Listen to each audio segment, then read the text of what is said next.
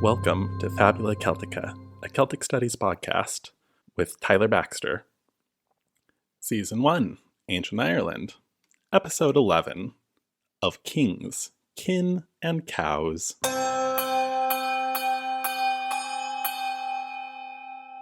The kings and olives, or chief poets, used to be placed around Diarmid, son of Cearbhail, at the feast. That is, kings and olives together, warriors and reavers together. The youths and maidens and the proud foolish folk in the chambers around the doors, and his proper portion was given to each one, that is, choice fruit and oxen and boars and flitches for kings and olives, and for the free noble elders of the men of Ireland likewise, stewards and stewardesses carving and serving for them.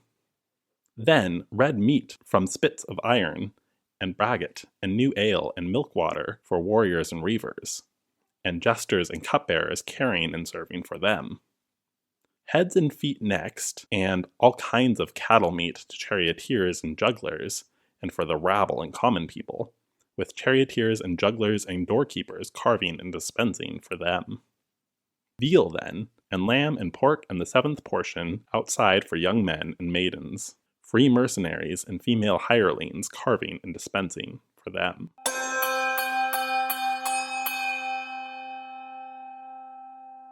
That is a quote from The Settling of the Manor of Tara, as translated by R.I. Best.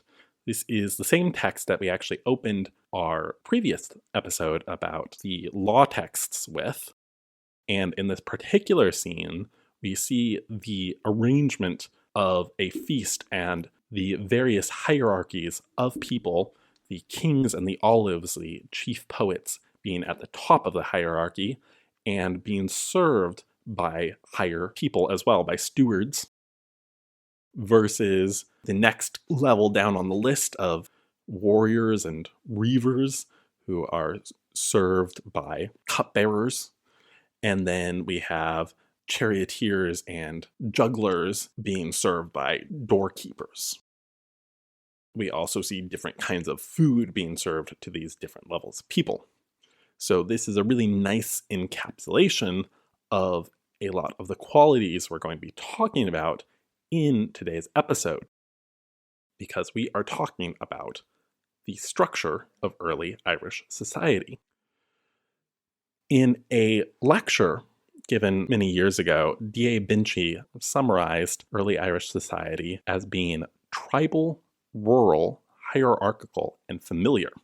Familiar meaning family-oriented, as opposed to something that you're used to seeing. So, tribal, rural, hierarchical, and familiar. What did he mean? Well, in this Settling of the Manor of Tara scene, we see that hierarchical element particularly strongly in how we've got these different tiers of society being served by different tiers of servers and with different food types. We also see the rural quality of this society in terms of the food that is being served. It's a lot of food based on cattle, for instance. So we are going to go through these 4 categories of description for early Irish society that D.A. Binchy provides and explain or elaborate on each of these different areas. And we'll begin with this word tribal. There are many scholars today who frown upon this particular translation or use of the word tribal because it suggests this primitivism that is perhaps a little bit problematic. I still tend to use it because I don't read as much into it myself on the primitivism aspect, but the word tribe is coming from one translation of the Old Irish term tuath, or in the plural, tuatha. And a tuath is a tribe or a group of people or a territory in which those people dwell. And perhaps the best term for a tuath really is a petty kingdom, but a tuath is also the people of that petty kingdom. And so tribe, despite its difficult connotations, encapsulates that. And so that's oftentimes what people will refer to. A tribe suggests a tribal territory and suggests the people who make up that territory. Whatever you want to call them, I will frequently just call them tuatha from this point forward, now that I've given you the definition of this word. A tuath is, in essence, a political and jurisdictional unit of ancient Ireland. It's estimated that there were between 80 and 150 tuatha in Ireland at any one time, from the 5th to the 12th centuries. So we did not have a united Ireland under a single king. We had a super divided Ireland under many different kings.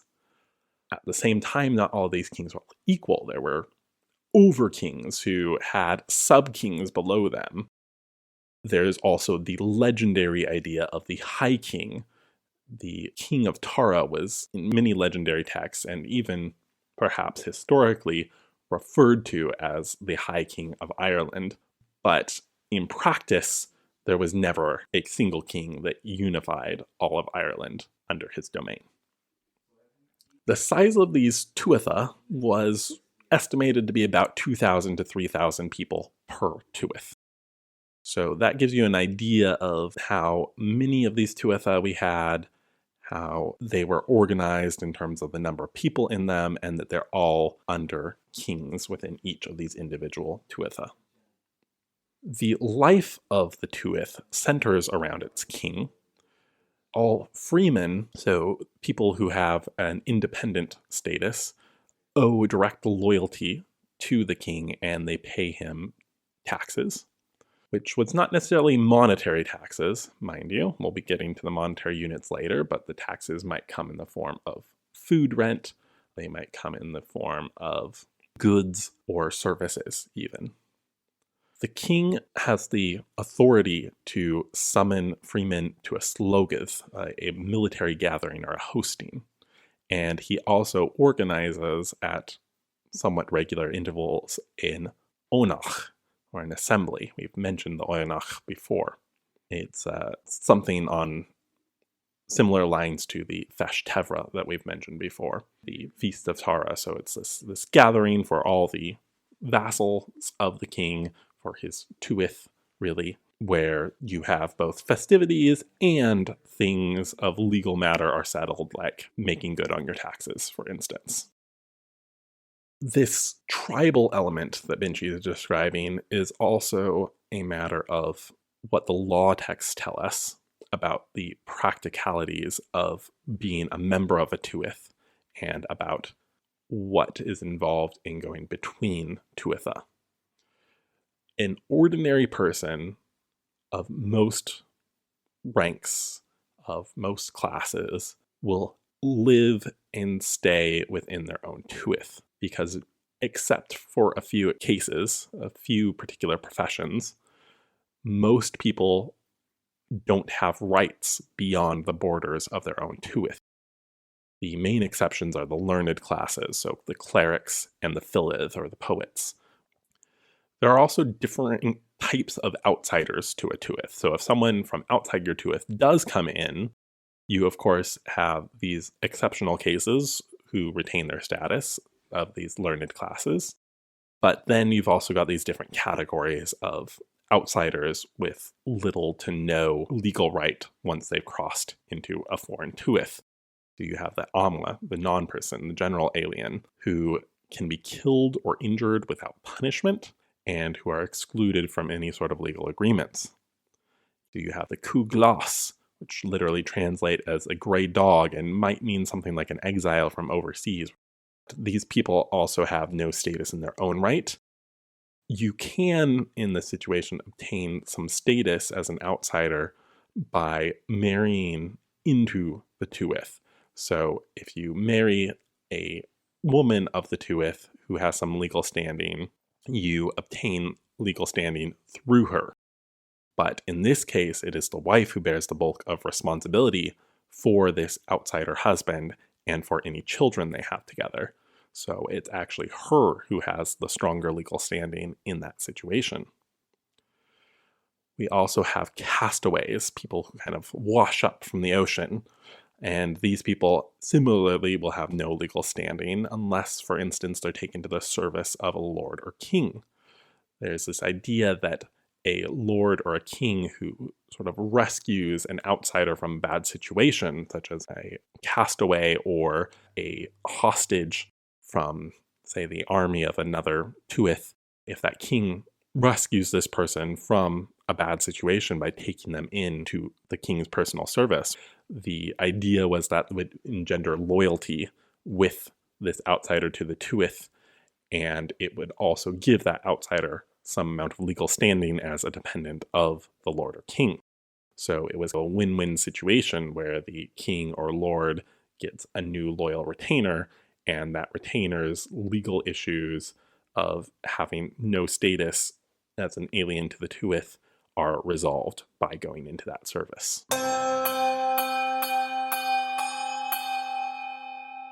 Moving on to the rural aspects of early Irish society, this is fairly self-explanatory. It's what you would kind of imagine of an early medieval Ireland.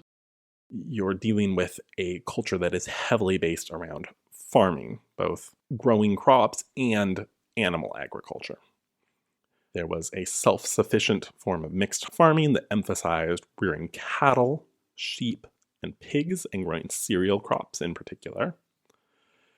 The main forms of settlements tend to be quite spread out. You'll get more concentrated settlements around monasteries in particular. You'll get some trading settlements in the south and east coasts of the island, but otherwise you're mostly looking at farming communities. They're going to have large chunks of land for individual families or individual king groups within Tuath that are dealing with their farming. You're not going to have these concentrated cities. You just don't really get cities at all. The word that is used for cities today in modern Irish, cathair, in Old Irish is almost the same. It's cathair, but in Old Irish, this really doesn't, you translate it as city, but it really refers to just a settlement within a wall. So a walled complex settlement, which is not going to be the size of a city as we would think of a city today. Something else that really speaks to the rural nature of early Irish society, and something that we get in our law texts explained, is how the currency system worked. Because there was no system of coinage in early medieval Ireland. Instead, you had a system that was based around cows, a cow-based currency. One milch cow was the basic unit of currency according to all our legal texts dealing with fines or honor price. We'll be talking about honor price in a minute, things of that nature. So one milch cow is your base currency. Different types of cows have fractional values of that milch cow. So a cow that is a 3-year-old dry heifer is worth half as much as a milch cow, which is a cow which of course is not dry. It's a cow that's producing milk. It's usually going to be a cow that's about 4 years old. A yearling heifer, so a heifer of 1 year old, is worth a quarter of a milch cow. A bullock is worth a lot less. A yearling bullock is going to be worth an eighth of a milch cow. You do have these units of value that are related again to the milch cow. You have what's known as a scruple, which is about a 24th of a milch cow. And it's just this kind of generic unit, but it's not necessarily attached to a specific object. There's no coin that's a scruple coin. You've also got a shade, which is worth half the value of a milch cow. And again, it's just this name for a generic unit. So a 3-year-old dry heifer has a shade in value. It's worth half of a milch cow. And then you've got the word covel, which originally refers to a female slave, but comes to be something that is also just a generic value for currency, and it's worth 3 times one milch cow. In the legal texts, all these are equated to units in terms of ounces of silver as well. So you have later glosses in your law texts that say 1 milch cow is worth 1 ounce of silver. Therefore, a shade would be either a 3-year-old dry heifer, or half an ounce of silver, or any other collection of goods worth half a milch cow. One covel could be paid for with a female slave, or 3 milch cows, or 3 ounces of silver. But we do have to keep in mind that this equation, I suppose, between silver and cow-based currency is something that was put in by later glossators. It's not necessarily in our oldest versions of these law texts. And the reality of the scarcity of cows at any given point versus the scarcity of silver at any given point would make a huge difference to whether or not these equivalencies are anywhere close to true. If you've got some sort of disease that's wiping out all the cattle in the area, cattle are going to become a lot more precious than silver would be. Or if silver is very hard to obtain in your area, maybe silver is going to be worth more than the glosses indicate that it should be in relation to a cow.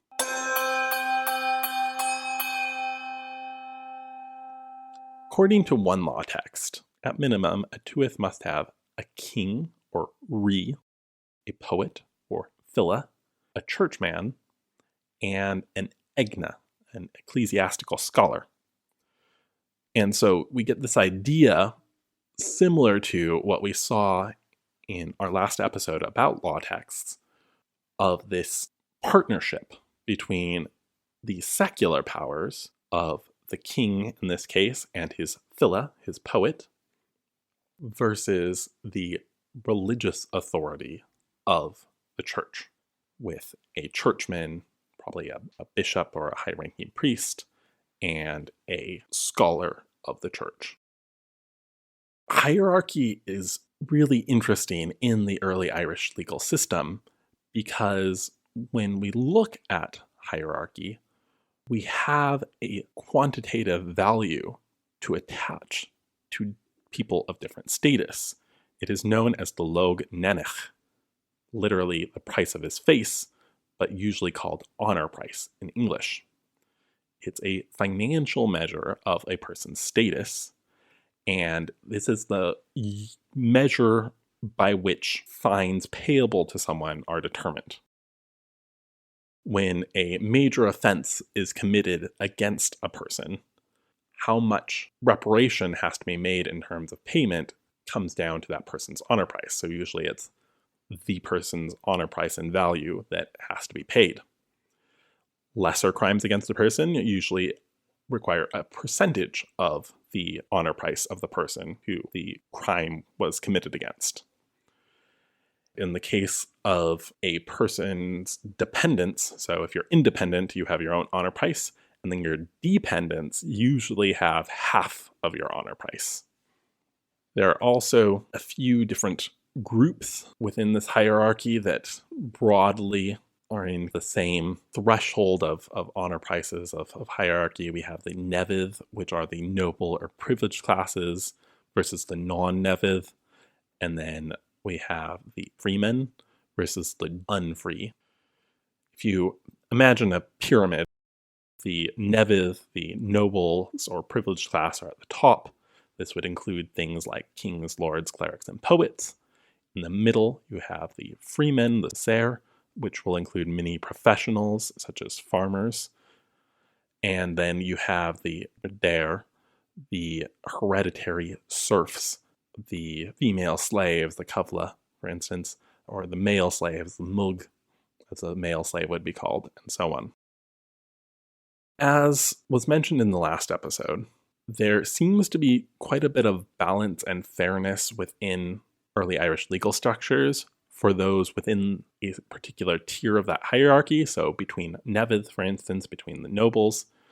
But when you go down the hierarchy, it's less true. Harming someone of a higher rank is going to entail a higher penalty, and if you're someone of lower rank who harms or performs a crime against someone of higher rank, you're going to be generally someone who is less financially able to deal with paying off what you owe against that figure who is of a higher class and therefore has a higher honor price. generally the people at the top of the hierarchy are going to be the richest, people at the bottom are going to be the poorest. And so when a crime is committed by someone of a higher class against someone of a lower class, it's not a big deal if they have to pay the honor price because they're paying from a much greater level of resources, of wealth, and they are paying a lower price to that person farther down in the hierarchy because that person has a lower honor price in the first place. So it is an unbalanced system in terms of going across the hierarchy, even if it seems fairly fair and reasonable within a particular tier of the pyramid. The medieval Irish were aware of the Roman principle, which comes from canon law, that all citizens begin equal before the law. But this contrasted with the native pre-Christian law, and so they didn't really worry about the Roman law idea. They didn't worry about equality before the law. It was equality within the hierarchy instead. The Senachus Mar says, quote, "It is there that compensation to everyone according to their rank has been determined, for the world had been inequality until Senachus Mar came to it." So very explicit acknowledgement that we're going against the Roman principle. We don't want equality. We want this hierarchical system.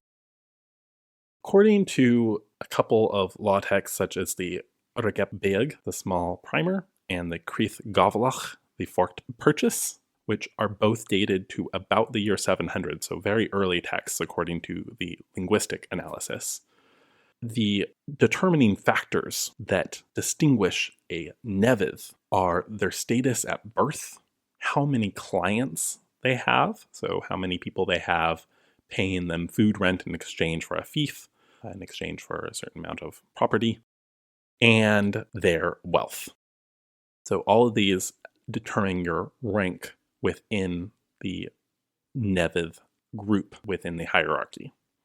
For a non-neviv, the most important considerations for how high you are up in the hierarchy are your wealth, your occupation, and your age, or really your generational position within your kin group. So are you a child, in which case you're a dependent of your father?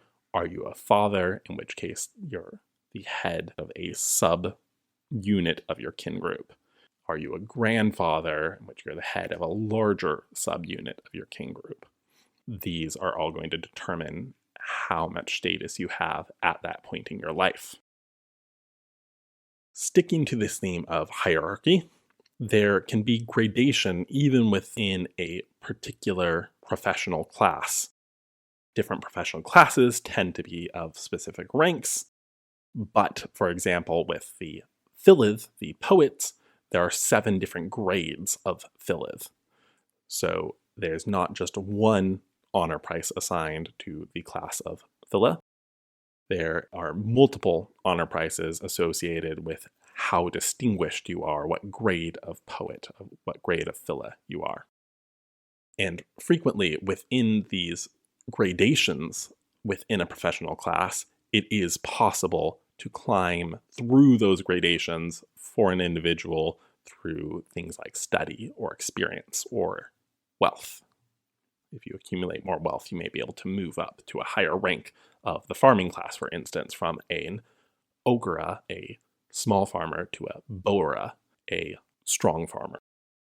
It's possible to change your rank in the greater hierarchy in certain cases, but it tends to be easier to lose status than to gain higher status. So you can lose status if, for example, you're a neviv who acts in a particularly dishonorable, unlawful way. You can actually lose your honor price for certain legal infractions, certain dishonorable actions or choices, or even inactions. And if you lose your honor price, you essentially lose your status. Your honor price is tied to your status in the hierarchy. So you can lose your status, lose your place in the hierarchy. You can ascend in rank, quote, by his art or God-given talent. So that seems to be something that's possible if you are particularly skilled in something, if you are particularly business savvy, perhaps, if you are particularly talented. But the caveat here is that in many cases, you can't ascend through the hierarchy, say, breaking free of the independent freeman level up into the level of the Nevid, the nobles, over a single generation. You can't do it as an individual. You can, however, sometimes ascend through and break through the hierarchy over multiple generations if you're able to maintain a certain level of wealth or prosperity or skill. So, for example, if a Boera, a strong farmer, one of the higher tiers of the farming class, if that person acquires enough wealth to support his own clients, he can obtain a position between a commoner and a lord. If that position is maintained from father to son to the son's son, so the grandson of the original strong farmer who attained a certain level of wealth and clientship, then that grandson can become the lowest rank of lord, something known as an eradesa, a lord of vassalry. And that is where you transition into the Nevith class. So it is possible to ascend, but you're not going to do it in your own lifetime. It's going to be your grandson who is able to do that. So this idea of generational connections is really important. To just give a comparison between a strong farmer, a Boera, and an Eradesa, a lord of vassalry, you're looking at the difference between having 14 covels worth of land. So remember, a covel is worth 3 milch cows. So 14 times 3, 42 milch cows in land value. I don't know how much space that is. I'm sure it depends on how productive the land is. Versus the Lord of Vassalry, that first kind of tier in the Nevith class, in the nobles class. At that point, you have to have not only land, but you also have to have at least 10 clients and food rent from them. To be a strong farmer, a Boera, you don't have to have clients. You can, but you don't have to. So there's this certain expectation if you're at that Nevith level. Both the strong farmer and the Lord of Vassalry are expected to have a house of 27 feet in diameter. You would have generally had round houses back at this early point in the Old Irish period. But the Lord of Vassalry in particular has to not only have a house of 27 feet in diameter, he has to have at least 8 beds and furnishings befitting a noble. The Boera is going to have expectations around having access to or ownership of certain economic resources. So things like having a share in a mill, having a kiln, having a barn, having a sheep pen, a calf pen, a pigsty, a certain number of cows. 12 cows is what is expected of a Boera, of a strong farmer. And having a share in a plow are all examples of this. For the Lord of Vassalry, the main expectations are more around things of socio-political value. So you're supposed to have an entourage where you can bring at least 10 married couples along with you in your entourage when you're going around. You're supposed to protect the rights of your clients, a minimum of 10 clients that you're supposed to have under you.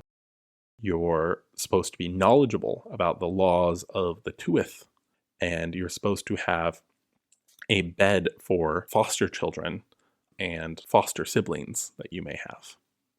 We'll be talking about fosterage at a later point.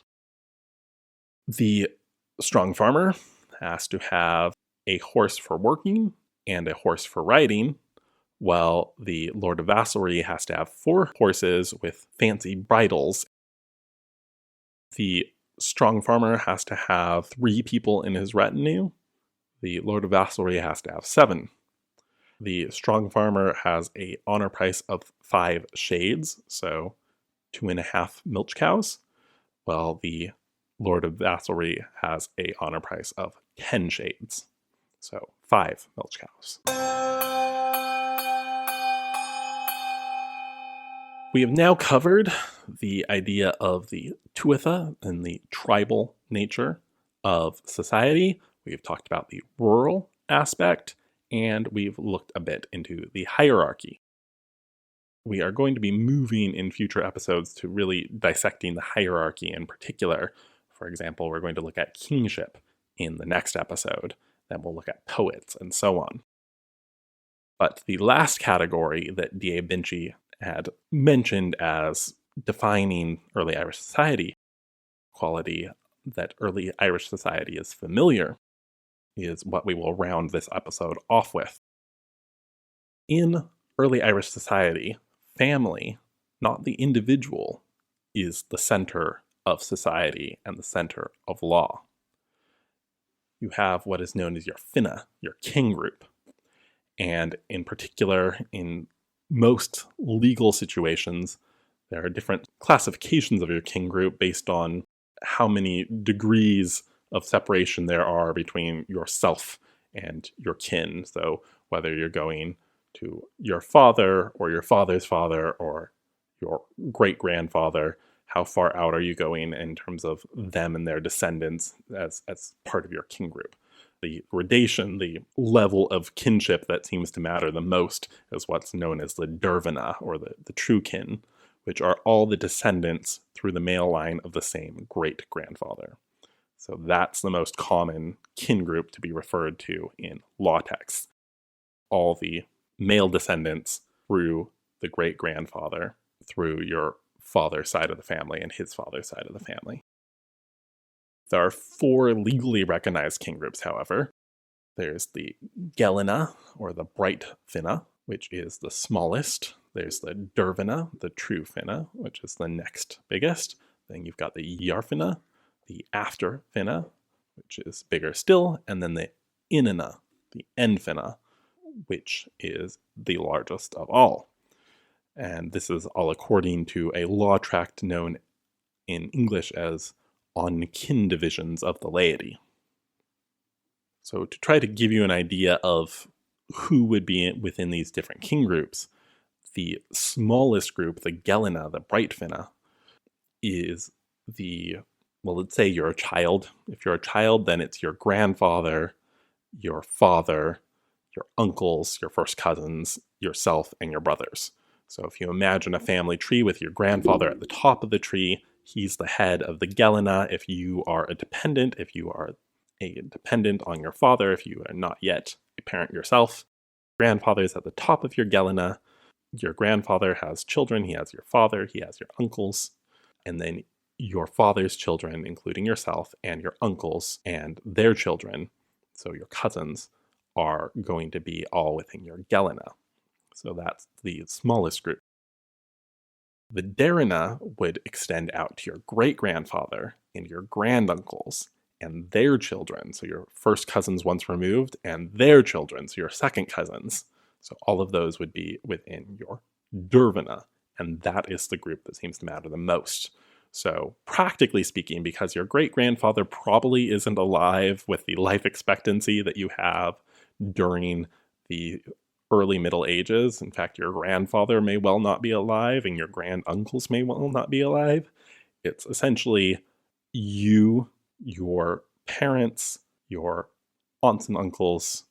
The women come along as a set with who they've been married to. Your cousins and your first cousins once removed and your second cousins are probably going to be the practical group of who is involved in most legal situations involving the kin group as a whole. If you become a father yourself, now your Gelina is with your father at the top rather than your grandfather, and your sons at the bottom and your nephews along with your sons at the bottom of your Gelina. Okay, so everything from your father down to your sons and nephews is now your Gelina once you've moved up to being a father yourself. And everything else transitions with this. So now your Dervina is based on your grandfather being at the top of the family tree. And you're looking at everyone from your grandfather down being within your Gelina. So again, what we were talking about before. It's your up to your first cousins once removed and your second cousins. And then your Yarvina is based on your great-grandfather. Again, if now you're a father yourself. And then your Inanna is going to be yet another male group beyond that. So let's say you move up to the point of having your own grandsons. Now you're at the top of your Gelina. You have your sons below you. You have your grandsons below that. And so on. I'm not going to go all the way up to the Inanna. It gets really complicated to try to explain this over audio. You really need diagrams at that point. But you get the idea.